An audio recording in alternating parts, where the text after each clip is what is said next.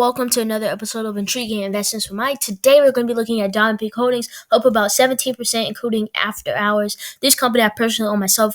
Anyways, the Lordstown Motors has their endurance, the only true catalyst. People talk about Ohio and Trump and things like that catalyst, and the EV hype and SPAC hype, that catalyst. But this is the only catalyst that is really definite that will get us money if we get more and more of these vehicles sold, which we have already a lot of pre-orders. We already heard about it, 40,000 pre-orders, which totals to about $2 billion in potential revenue. So in this video, I'm going to give you a deep dive on the investor presentation. Later, I'll show you kind of more news, updates, technical analysis. I'm going to do the usual, ask you to subscribe and hit the like button. But if you did that already, thank you so much. Anyways, the CEO is a founder and CEO of Workhorse. It's really a spin. He was the old founder of Workhorse. Then he left, created Lordstown Motors. He brought the CFO from Workhorse with them as well. And then they have the chief engineering officer, worked at GM, things like that. Chief production officer, Tesla. Director of propulsion, Tesla.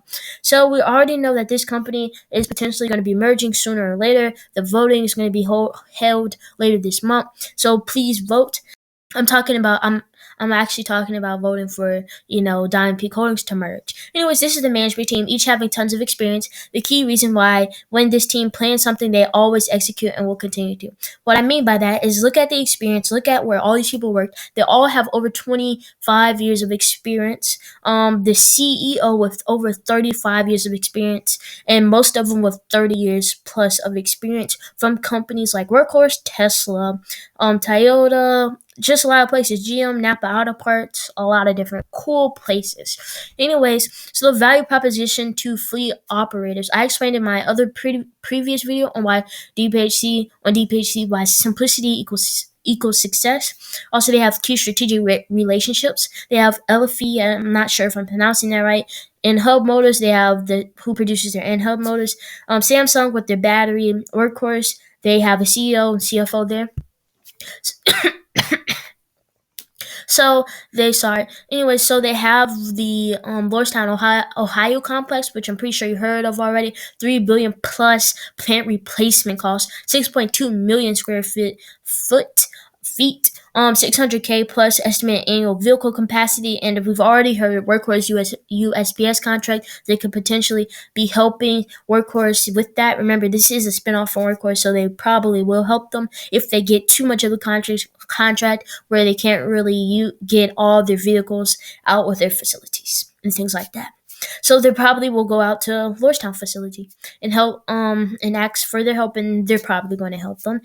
So the endurance pickup truck, they have the first mover in the market, which is always very great. Look at Tesla. We can't really compare it to Tesla, but we can see that they're both really first to the market with their products, especially Tesla, which we've already heard of.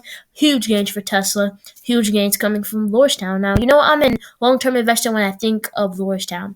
So now we'll look at some comparison to the average ICE vehicle, or specifically the Ford F-150. This is a 5-year cost comparison to the traditional cost of an ICE vehicle, or specifically the Ford F-150. So 75 miles per gallon compared to 15 miles per gallon for the traditional ICE vehicle. $360 a year maintenance cost, whereas there's almost 3 times the maintenance cost. That is lowering the cost about 3 times, which is usual for electric companies. They always have some significantly low maintenance costs. That also brings me to the point that electric is going to be growing. It is expected to grow massively in the future. That is why the hype of EV vehicles and things are there.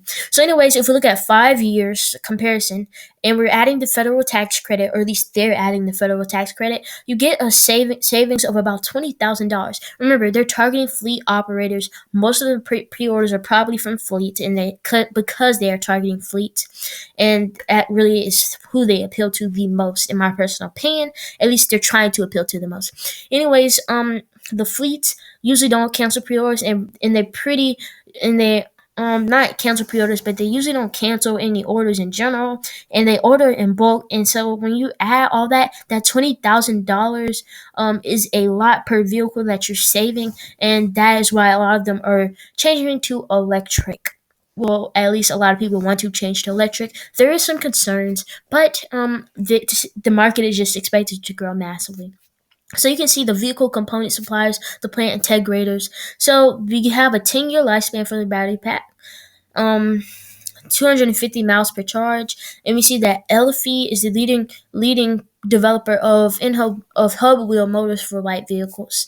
So that is who their hub motors come from. Their battery cells come from Samsung. I already said that, so you can see the rest. But anyways, this is something that no one really talks about. This company shines again. They lead in everything great, but we have to look at this. A lot of companies on their investor presentation, everything looks amazing on everyone's investor presentation. Like if you look just at the investor presentation, you will love every company.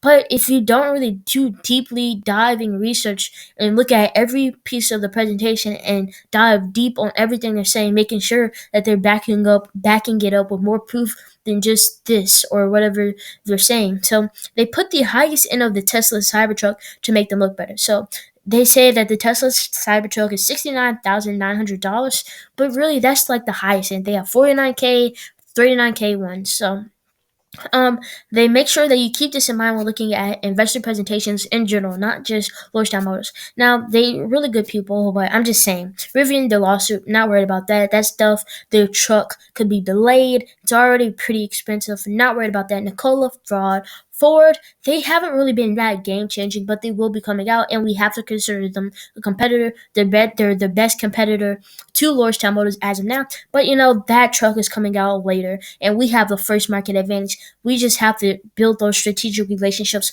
and partners with people like that. GM, I wish we could just be a better person, not a better person, but build better products, because I'm not really worried about you, GM. But for the end, GM are people we do need to look at. Not that we're worried about them, just look at them. Now, GM probably not as worried about them as Ford, because Ford doesn't know if they're fleet focused yet, and Lordstown Motors is fleet focused. We hopefully that's when we fleet focused, but that is what made Ford very successful. They were fleet focused usually, and that is what's going to make Lordstown Motors successful. I already explained that in a previous video. So the in-hub motors, people usually skip this slide when they're reviewing the investor presentation, but the in-hub motors are not really proprietary, but how they use the in-hub motors to create the design for the truck is very proprietary. They have 4 moving parts compared to thousands of moving parts for a lot of different trucks. This is what really makes them really cool. Also, the company is the truck is very efficient because there's a motor in each tire, so that allows people, when you're driving the truck, it's a really good smooth drive. That is really, I think, another thing that fleets really like about this truck. It's also simple, which I explained in my previous video why simplicity will be a key for success. I own this company. I own shares of this company, so I make a lot of videos on it, and I really do like it. I just see so much things coming for them. So the suspension for hub motors, what makes it really cool is that a lot of people don't use hub motors, so they haven't really harnessed the power of this technology because it's really hard to use it, honestly. It's hard because a lot of people they build things over the suspension. So most of the weight is carried above the suspension. It's just for like technical purposes, like when you're driving the truck, how it works and things like that. But this company has been able to do it below it, or so on the suspension, things like that. So it's not on top of it, like above the suspension, and it's actually in the wheels, which is really hard. Like a lot of people don't understand this, but it's really hard. It's also hard to explain, but really it's very amazing. The way that they put these hub motors in the wheels is very hard. A lot of companies haven't done it because it's hard to do it, and they are innovating. It says literally right here, unique, efficient, purpose-built design. Endurance is innovative technology integration. A lot of people skip this slide, but it's very important and something you need to look at. Lordstown Motors, I'm pretty sure we heard. I already showed you earlier, 40,000 pre-orders, $2 billion in potential revenue. I'm pretty sure you heard this too. I just have to give you these updates for people who haven't, because believe it or not, people haven't heard this yet. Trump shows off Lordstown Motors' endurance electric pickup truck, which will give us popularity. It did. I saw on Google Trends popularity, meaning probably a lot of more pre-orders. I expect that update of the pre-orders to be massive. So President Trump speaks while Steve Burns, Chief Executive Officer, right here, here's Steve Burns, of Lordstown Motors Corporation. On the right, listens during a tour of the new Endurance electric pickup truck on the soft lawn of the White House, September 28th. So anyways, I did an update on this previous video. I do a lot of videos on work Don P. Coatings, therefore make sure to subscribe if you haven't already. But anyways, so what I said, what we really want to look at is how does he deal with people who or have so much authority and things like that, especially being on camera and things like that. He seems like he did pretty good interview skills, really good. So that is good to know, because you do need to know how to sell your product, especially a new product in an emerging sector. So anyways, he did a really good job of interviewing skills, things like that. Also, what something else I said we should look at is also how well does he explain the product? Is he good with explaining the product? Because we do need to do tests with management every now and then. Like, I know that the management is good just because of things I saw. I saw the Jack Spencer interview on the investing channel. I saw a lot of different things. Saw the background. I just know that they're really good. But also, we want to kind of see more with them, because they are kind of old, and we want to make sure that they're still good at explaining things fast, quickly, and efficiently. And they are. He explained the product really good to Donald Trump. He explained it pretty good to Donald Trump, which is really good. I like to see that he can explain your product good. Now to the technical analysis part. Well, I'm not good with technical analysis, but TradingView is a very popular platform for technical analysis. And with SPACs, you should always look at technical analysis. Not that it is a great thing to look at, but it's a okay thing to look at. It's just something to see. So like, if you want to know if you want to buy now, it is. These EV, especially SPAC stocks, have been hyped up a lot. So we really wanted to see technical analysis to see if they're a buy. And it says it's a buy. I really do believe them. And after everything I already saw, I'm really bullish on the company. Long term is the key.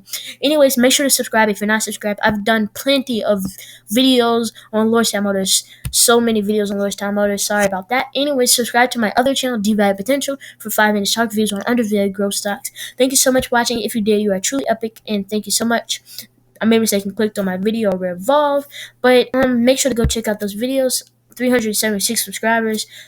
Please be another one of those subscribers. That would just be amazing. Thank you so much for watching to the end. Hopefully you did find this video helpful, and I do own shares of this company. And full disclaimer, nothing in this video is financial advice, and I'm not a financial advisor. Hopefully you found this video helpful. If you did, make sure to hit the like button, as well as subscribe if you're new. Thank you so much for watching. Can't wait till we get to 1,000 subscribers. Hopefully you'll be one of those. Thank you so much. You are truly epic, and thank you for your time.